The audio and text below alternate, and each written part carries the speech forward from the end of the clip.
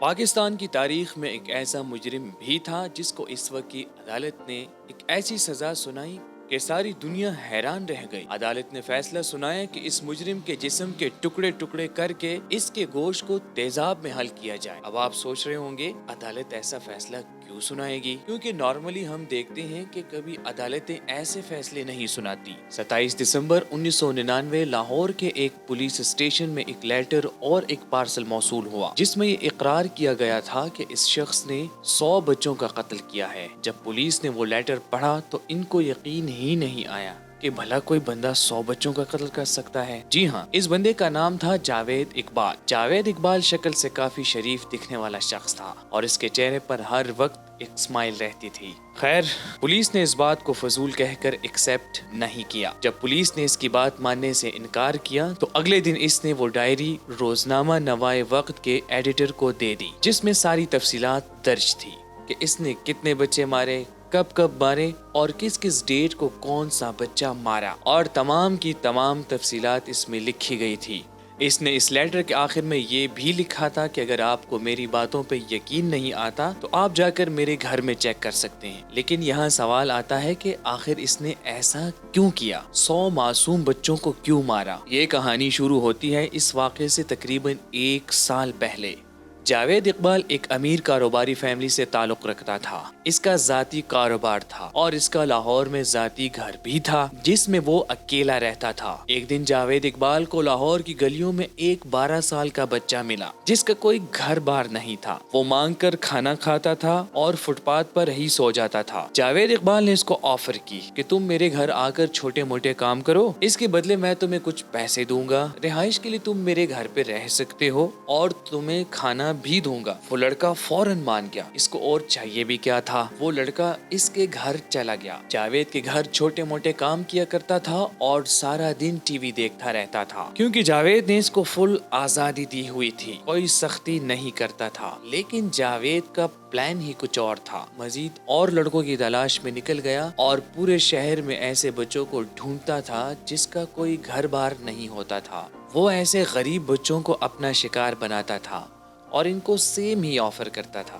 کہ میرے گھر پہ کام کرو اور اس کے بدلے میں تمہیں رہائش دوں گا، کھانا دوں گا، پیسے دوں گا، اور بچے مان جاتے تھے۔ آہستہ آہستہ جاوید اقبال نے اپنے گھر میں 7-8 لڑکے ایسے جمع کر لیے تھے جو اس کے گھر کے چھوٹے موٹے کام کیا کرتے تھے۔ اتنے سارے بچوں کا ایک گھر میں آنا جانا محلے والوں کو بھی عجیب لگنے لگا۔ لوگ اس کے بارے میں عجیب و غریب باتیں کرنے لگے اور ایک افواہ سی پھیل گئی، اس گھر میں کچھ نہ کچھ تو غلط ہو رہا ہے۔ آخر کار ایک دن علاقے کے لوگوں نے فیصلہ کیا کہ اس کے گھر چلتے ہیں اور دیکھتے ہیں کہ آخر یہاں ہوتا کیا ہے۔ اس کے گھر کے باہر کوئی 100-150 لوگ اکٹھے ہو گئے اور سب مل کر اس کے گھر میں چلے گئے۔ سب نے دروازہ بجانا شروع کیا۔ جب کافی دیر تک کسی نے دروازہ نہیں کھولا تو لوگوں نے دروازہ توڑ دیا اور اندر چلے گئے۔ جب انہوں نے بچوں کو دیکھا تو بچے کافی ڈرے ہوئے تھے۔ ان کے چہرے بتا رہے تھے کہ کچھ نہ کچھ تو ان کے ساتھ غلط ہوا ہے۔ پہلے تو بچوں نے ڈر کے مارے ان کو کچھ بھی نہیں بتایا۔ آخر کار ان کو پتہ چل ہی گیا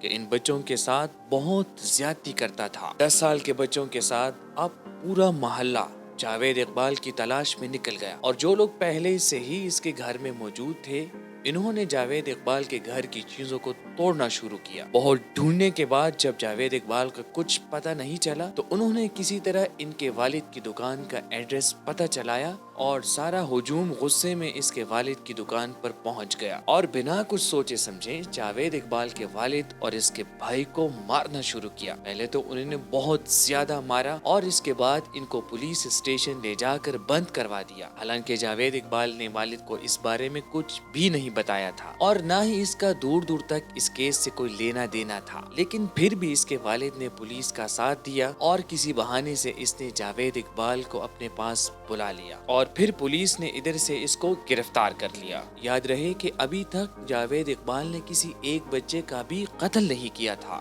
خیر، عدالت نے اس کو 6 ماہ کی سزا سنائی۔ حالانکہ دیکھا جائے تو یہ 6 ماہ کی سزا بہت ہی کم۔ ایک بندے نے تقریباً 7-8 بچوں کے ساتھ زیادتی کی ہے تو بس اسے 6 مہینے کی سزا مل رہی ہے۔ 6 مہینے پورے ہونے کے بعد جاوید اقبال باہر آیا۔ لاہور کے کسی نئے علاقے میں اس نے گھر لیا اور وہاں رہنے لگا۔ جیل سے باہر نکلنے کے کچھ ٹائم تک تو جاوید اقبال بالکل صحیح تھا، لیکن وقت کے ساتھ ساتھ یہ پھر اپنی حرکتوں کی طرف جانے لگا اور اس نے اس بار 7 یا 10 بچے نہیں بلکہ اس سے بھی زیادہ بچوں کو اپنے گھر میں رکھا ہوا تھا۔ بچوں کو وہ کام کے بہانے سے لاتا اور ان کے ساتھ بہت زیادتی کرتا تھا، اور اس بار ان لڑکوں میں سے ایک لڑکا 15 سال کا تھا۔ اس لڑکے نے جاوید سے بدلہ لینے کا سوچا۔ ایک دن جاوید اقبال اپنے روم میں سو رہا تھا۔ وہ لڑکا آرام سے اس کے روم میں آیا جہاں وہ سوتا تھا۔ اس کے ٹھیک اوپر ایک رائفل لٹک رہی تھی، تو بچے نے وہ رائفل اٹھائی اور زور زور سے اس کے منہ پر مارنے لگا، اور اس کی وجہ سے اس کے فیس کی ایک سائیڈ پوری ڈیمیج ہو گئی اور کافی خون نکلنے لگا۔ جاوید اقبال وہاں سے بھاگا اور ہاسپٹل چلا گیا۔ کافی دن تک وہ ہاسپٹل میں ایڈمٹ رہا اور اس کا علاج ہوتا رہا۔ اس دوران جاوید اقبال کے ماں کا بھی انتقال ہو گیا۔ جاوید اقبال اس کنڈیشن میں نہیں تھا کہ وہ اپنی ماں کے جنازے میں جا سکے۔ خیر، اس کا علاج مکمل ہوا اور جیسے ہی وہ واپس اپنی زندگی میں آیا تو اس نے ایک ایک کر کے ان 100 بچوں کو مارنا شروع کیا۔ ان بچوں کو وہ مار کر ان کے جسم کے ٹکڑے ٹکڑے کرتا تھا اور ان ٹکڑوں کو وہ تیزاب میں حل کرتا تھا، کیونکہ اس کو لگتا تھا کہ ان بچوں کی وجہ سے مجھے 6 مہینے جیل ہوئی اور میں اپنی والدہ کے جنازے پہ نہیں جا سکا۔ ہاسپٹل میں ایڈمٹ رہا تو اس کے اندر یہ غصہ تھا کہ اس نے بچوں کو مار کر ٹھنڈا کیا، اور اگر جاوید خود جا کر اپنا گناہ قبول نہیں کرتا تو شاید ہی کسی کو پتہ چلتا کہ اس نے 100 بچوں کا قتل کیا۔ اس نے خود جا کر پولیس اسٹیشن میں اپنے گناہ کا اقرار کیا۔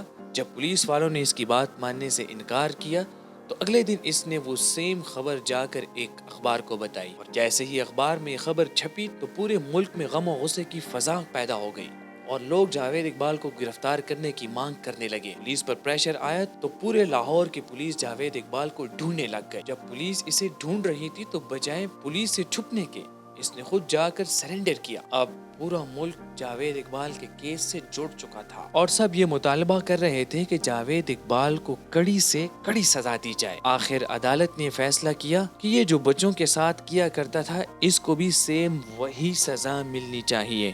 عدالت نے فیصلہ سنایا کہ اس کے جسم کے ٹکڑے ٹکڑے کر کے تیزاب میں ڈالا جائے اور تیزاب کی بالٹیاں سڑک کے بیچ میں رکھی جائیں تاکہ لوگ اس سے عبرت حاصل کر سکیں۔ اور جاوید اقبال نے سزا ملنے سے ایک دن پہلے ہی جیل میں خودکشی کر لی تھی۔ اس واقعے کو 21ویں صدی کا سب سے خطرناک کیس قرار دیا جاتا ہے اور جاوید اقبال کو دنیا کا سب سے خطرناک سیریل کلر مانا جاتا ہے۔